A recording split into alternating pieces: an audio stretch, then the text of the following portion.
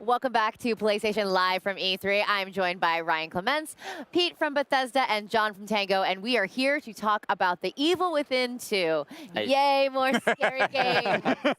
Okay, so Sebastian is back, so give us a little bit of a summary of what people can expect in this game. I mean, The Evil Within 2 starts not long after the events of the first game, and it's basically Sebastian at rock bottom.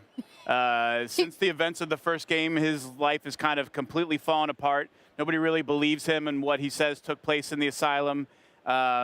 He's become an alcoholic, and he's basically at the bottom of the barrel. So if it wasn't bad enough that he had to go through everything in the first one, now it's like, how can we make it worse? Yeah, it's definitely worse. And that's really where you find Sebastian when Kidman, his old partner from the first game, comes back and says, the daughter that you thought was dead, that you had lost years ago, isn't dead. Mobius has her, they're using her, and you need to go in and find her and get her. And it's a redemption story. It's a chance for him to kind of pick himself up and use finding her to like start to rebuild his life and put himself back together. It's a lot of lighthearted material. Ryan, it's not that bad. You know, your standard go into a kind of quasi-virtual reality to find the daughter you thought was dead story. You know, lighthearted, nice, few chuckles. It'll be great. Nice family-friendly material. What are some of the lessons you guys and Tango learned from the first Evil Within that you feel like you're bringing in with the sequel? Well, one of the things we saw was we definitely wanted to have a game that focused more on characters, more on story. And we put a lot of effort this time. Sebastian is coming back. He's a much more relatable character, and you get to really journey with him from the beginning of the game to the end and see his evolution as a character. And like Pete said, it's a redemption story, so you really get the quality out of there. Yeah.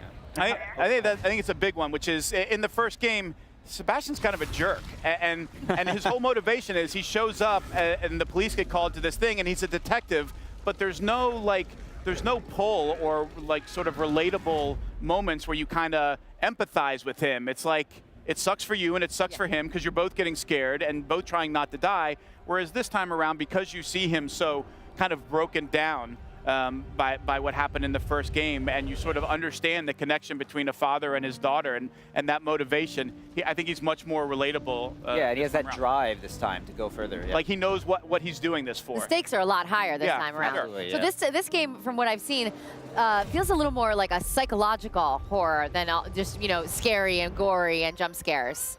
Seems a lot more psychological. For sure. I mean, John could probably speak to it, but it's always a blend.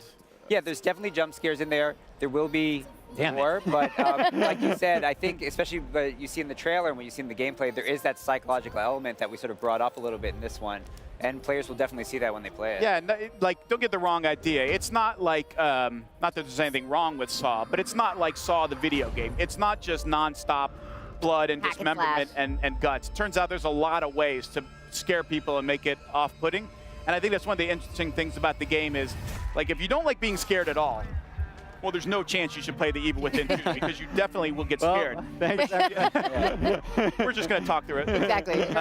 But you don't actually have to like survival horror or be a survival horror fan to like this kind of game, because I think of the stuff that John's talked about, the team has really tried to focus on it. It really actually started with the DLC for the original Evil Within, where they did some things with the Kidman DLC, the story and the narrative there that people really took to, and I think they kind of used that as a launching pad for this one. So, you know, if you like action games or good story, and yeah, sure, it's going to be scary and there's going to be tense combat, but you don't have to be, well, if you don't love survival horror, this game isn't for you. Although obviously that is the big audience that I think this will appeal to. If you like Shinji's work, if you like Tango's work, this is going to be right in your wheelhouse. There's a lot to unpack in what you just said, and one of those is, you know, the kind of mantra of survival horror, and that is the foundation, is the core of what The Evil Within is all about. And, you know, with the sequel, survival horror is known for a lot of things. I often think about, when I hear survival horror, I think about like resources, item management, you know, trying to get from one moment to the next and being smart about it when you're also scared out of your mind. How do you guys balance all those disparate elements together in The Evil Within 2? And well, it just takes a lot of time. Time is everything. Balance is everything in a survival horror game, right? Because like you said, it's resource management, which is such a key element to playing through this game.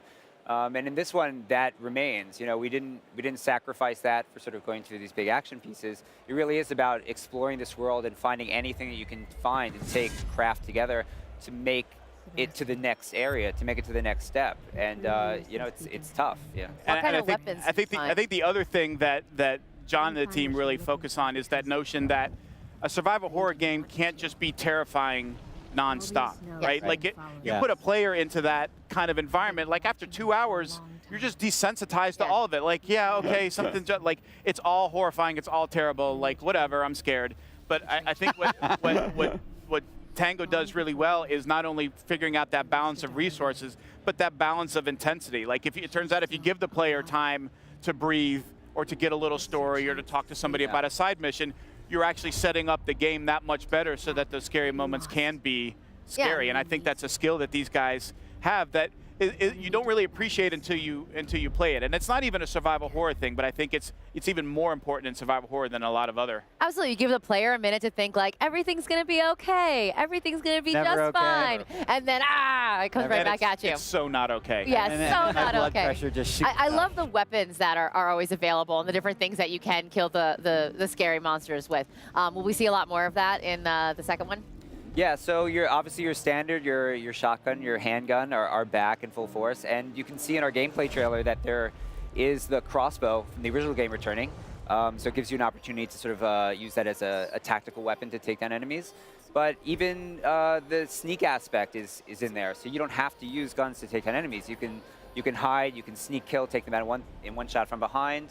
So there's lots of options available to you, especially to suit the playstyle that you like to play. Yeah. Good, there's stealth options. So that Good, so makes you can just hide. That makes me feel a little bit better. As the hiding scaredy cat, I'm glad you're Yes, catering. you can hide. Hiding scaredy cat mode is available. Okay, it's like normal, hard, but then if you go all the way to the top, it's hiding scaredy cat. I know you guys probably get asked this a lot, but you know, I feel like there's a lot of cyclical elements to how the East and West do horror and how they kind of have learned from each other over time. I mean, with The Evil Within 2, it has sort of a Western feel, but it's deeply driven by sort of an Eastern and Japanese horror aesthetic. I mean, what is the direction like this time around? Is it following that path? Do you feel like there's more Western influences as well? Well, we never set out from the beginning and say, hey, let's make like a Western-themed horror game. I think it's because the team is obviously mostly Japanese.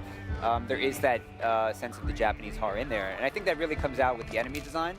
Absolutely, no, absolutely. But some of the locations, we did get a lot of inspiration from some Western-themed places. Like the stage itself is a kind of American town, compared to the first game, which kind of had a maybe European influence. Right.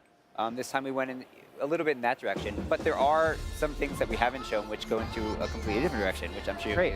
you're More crazy horror that I can't stand. Yeah. Well, and how do you guys come up with new ways to scare people over and over? You know, because you know it's a sequel. We've already kind of seen like, oh no, he's going to jump out of here or there.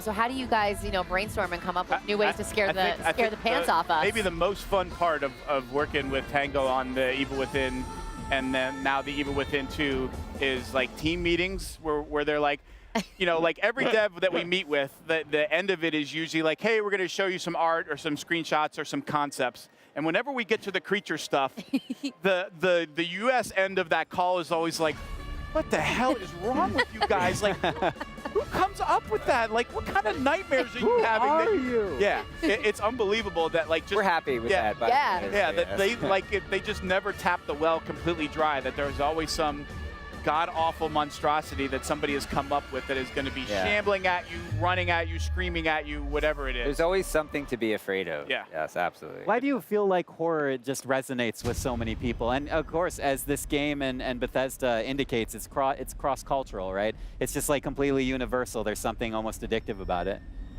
I don't know. I grew up watching horror movies. Like, I grew up on survival horror as a genre. So it was a weird feeling for me because you never wanted to play, but you wanted to play because you knew you were going to get scared. And there's that thrill of that. It's that fear of dying. Even though it is a game, it's like you really attach to the character and your progression. So it's, that intrinsic feeling of there's risk, but not really. It certainly is a genre that lends itself to like that little bit of an adrenaline rush almost, right? And one of the things that I think that I found a lot of in the Evil Within was how thrilling it can be and how tense it can be to run away.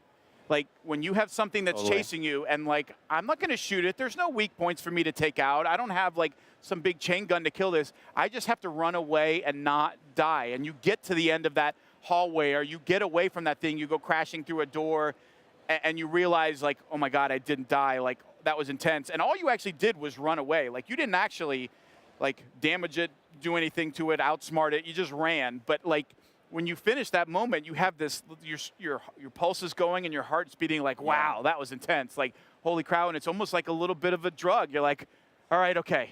All right, I think I'm ready to do it again. And you get that feeling again, and sort of pacing those out, I think is to John's point. Like, that's what's fun about horror in general, and with video games in specific, is that, like, doing very little can be such an intense experience and give you a feeling that you can't necessarily get in a shooter or an RPG or in other things the same way. Yeah, like in a game like this, probably the scariest thing is just like a closed door.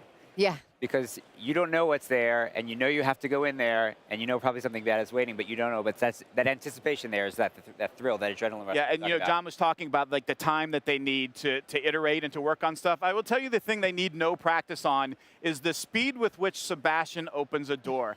Like, they have found the most unsettling formula for the speed at which it opens and the crack, and every single time it's like, oh no. You have that sort of, like, at the movies, right? Like, don't go in the door, get out of the house, what are you doing? Like, the way they have Sebastian open doors, and, like, it hasn't really changed since the first game. It's the most unsettling speed and camera perspective I've ever seen in a game. At this point, he should just you know, just take it right down. Yeah. I have a quick suggestion before we close up the segment, okay? At some point, you should just disable the pause feature in the game during a big scare moment, and that way the person can't hide behind a pause menu. That's a good idea. So you can take that right back to the studio. That's free. You can take it. And don't do that to the normal mode. Okay, You're like super difficult to figure it out, but I no need pausing, John, nothing. You know this. Nothing's in there, yeah. No, I think it's so great. I think we all play, you know, video games for the interactivity of it, and there's such a visceral response that you get from horror. And, you know, when your heart starts to race and you actually have the reaction to that game, and you guys do that so well. So thank you so much for coming and sharing Evil Within 2. Thank you for having us. Yeah. Oh, it's our pleasure. Really awesome. All right, guys, Evil Within 2, definitely stay tuned to the PlayStation blog. We'll have a lot more about that coming out. It's October 13th, right? Is that what we're saying? Friday the 13th of October. Friday the 13th. Yes. It's awesome. like you planned that one out. It turned out pretty well. Perfect. All right, well, stick around. We've got a lot more from PlayStation live at E3. PlayStation